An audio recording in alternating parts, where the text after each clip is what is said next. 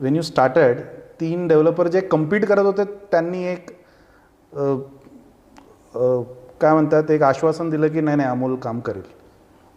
आत्ताच्या काळात हे होऊ शकतं का? नाही, अजूनही असं नाही आहे. आय थिंक अजूनही आपण त्यात म्हणतो असं की जे समवयस्क आहेत किंवा एकमेकांशी चांगले कनेक्टेड आहेत, तर त्यांच्यापैकी कोणाला मिळालं तर काही दुःख नसतं आपल्याला त्याच्यावरती. पण सडनली कोणीतरी आलंय आणि काहीतरी वेड्यासारखं प्रपोजल देऊन घेतलंय ते, तर मग ते थोडंसं हे होतं. आणि मी आपले जे म्हणतो थँकफुली आय थिंक जे माझ्या एज ब्रॅकेटमधले आत्ता सगळे बिल्डर्स आहेत किंवा काही आहे, they are more of looking at each other as an inspiration rather than a competition. प्रत्येकाकडून खूप काही शिकण्यासारखं आहे. प्रत्येकजण फिनॉमिनल काम करतोय आत्ता, आणि त्यामुळे ती एक हेल्दी कॉम्पिटिशन जरी असली तरी रिलेटिव्हली ॲटलिस्ट जे आम्ही म्हणतो असं की 5-7 लोक जे आधीपासून काम करत आलेले आहेत, तर ते बऱ्यापैकी हेल्दी आहे.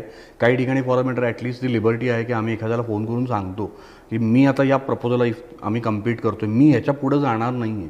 त्यामुळे ॲज अ सोसायटीच्यासाठी तू सुद्धा उगीच ओव्हर ॲग्रेसिव्ह जाऊ नकोस, बिकॉज हे प्रपोजल आहे तर फिजिबल नाही आहे. तुला मिळो, मला मिळो, कोणालाही मिळो, शेवटी 2 पैसे मिळवण्यासाठी काम करतोय आपण.